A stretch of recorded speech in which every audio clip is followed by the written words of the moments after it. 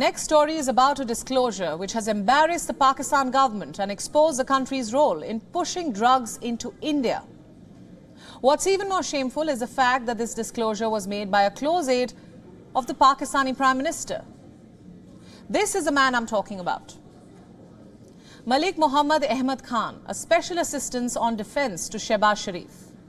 He recently gave an interview to Pakistani journalist Hamid Mir.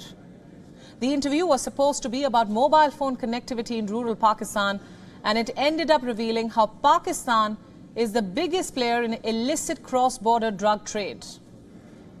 Malik Mohammed has only himself to blame. He was asked a question on the smuggling of narcotics. Do you know what his response was? He said, yes, it's a reality, and went on to reveal two incidents when at least 10 kilograms of heroin was tied to drones and thrown into India.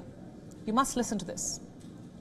दुरुस्त नहीं है कि इस इलाके में drone के जरिए smuggling भी होती है। बिल्कुल, और ये बड़ी तशवीशनाक है। अभी रिसेंटली एक दो इंसिडेंट ऐसे हुए हैं जिसपे 10-10 केजी हीरोइन बांध के ड्रोन्स के ऊपर उसको फेंक रहे हैं बाहर। लगी हुई एजेंसीज रोकने के लिए। फिर इसलिए शायद उन्होंने मोबाइल फोन जो है उसकी सर्विस इसलिए बंद करते हैं। उसकी वजह ये है कि सर जब इनको कोई ऐसी इंटेलिजेंस मिलती है तो ये शट ऑफ कर देते हैं, तो इसके बाद फिर तकलीफ रहती है। You heard that. This might just be the first official admission of Pakistan smuggling drugs into India using drones. I mean, when was the last time you heard a government official talking about drug trade, that too on national television? What makes this even more intriguing is the man saying this.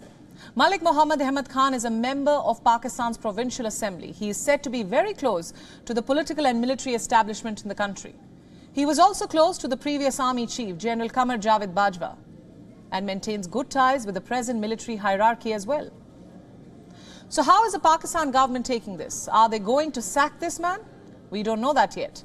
But reports say that he's facing a lot of backlash from his constituents for these remarks. The timing of this revelation is very interesting. It comes amid a flurry of drug recoveries in India's Punjab.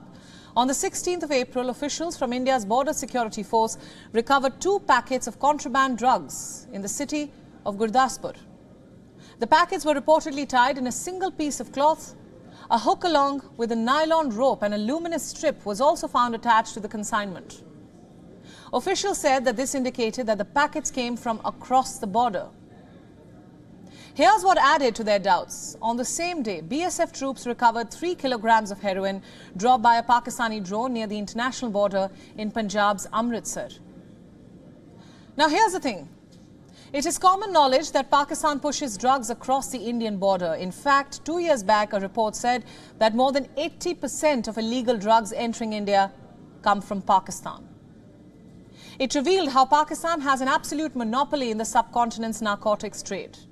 In fact, Pakistan's deep state is an active proponent of this trade. The inter-services intelligence is involved in pushing drugs into Punjab and Jammu and Kashmir. On multiple occasions, Indian officials have intercepted these shipments. In fact, some of you might have heard of the Golden Crescent. It is one of the biggest opium-producing regions in the world. It straddles Central and South Asia, basically Pakistan and Afghanistan. Now we know that every drug producer needs a middleman. For Afghanistan, that middleman is Pakistan. It's a well-oiled machinery. The opium is grown near the Af-Pak border, in places like Kandahar and Helmand. And from there, the drugs are transported through land to Pakistani port. There's a lot of tacit support from Islamabad. The local dons get a free pass. Government officials often look the other way. And some of these drug shipments are pushed into India via land. In Punjab, the smugglers have dug tunnels to transport drugs into India. Some of them simply toss drug packets across the border. And the farmers take these packets home. They are collected by couriers and then sent to distributors all over India. The remaining shipments are transported through the sea. In some rare cases, foreign navies catch them.